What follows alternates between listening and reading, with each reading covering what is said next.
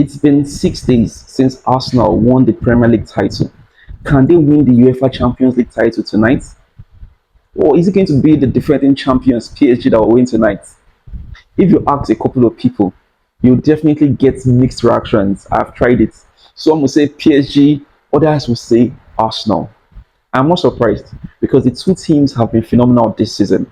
Arsenal has won the Premier League and PSG too has won the League One. So we expect the two teams to put up a big fight tonight.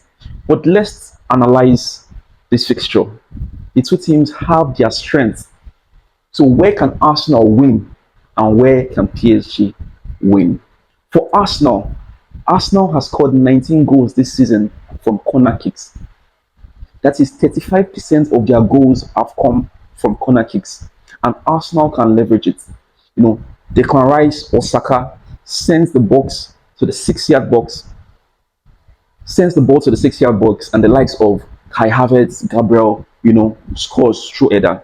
And they can also exploit the new option we've been seeing lately. Instead of sending the ball into the 6 yard box, they send it to the penalty arc, to the likes of Zubimendi, Odegaard, and Easy to create chances. Either they now cross the ball to the 6 yard box or they shoot, creating chances. So they could exploit, these two options, or, rotate it, send it to the 6 yard box, or send it to the penalty arc, and for the likes of Easy and Odegaard to, create chances from there. So they could really, really use this corner kick option to win PSG.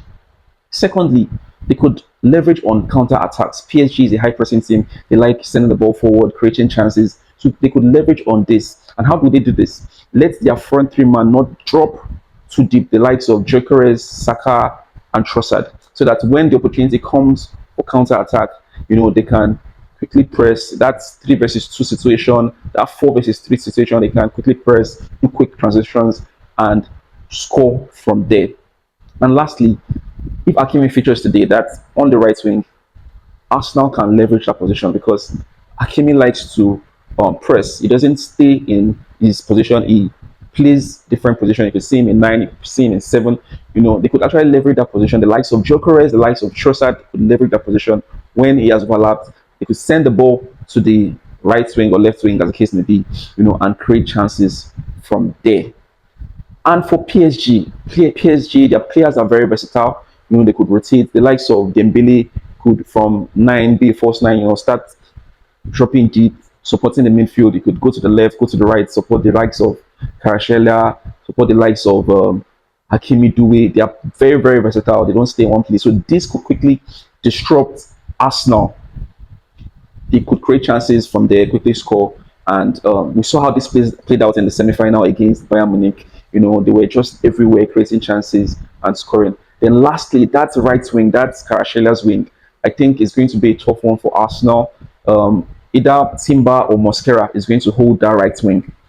And they need to be on top of their game to stop him. Left to me, Arsenal needs a cover for that wing because Kvaratskhelia is very creative. He uses both left and right and could create chances easily. So if they need a cover, maybe Saliba to tilt more towards Timber or Mosquera, so that when Kvaratskhelia beats him, they could cover. Instead of that 1 versus 1 situation, it's like a 1 versus 2 situation. So it's a very interesting fixture that everyone should look forward to. I am definitely going to watch this match.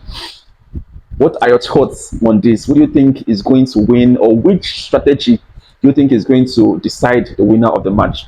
I am Kole Kabiao, and this is Sports with KK.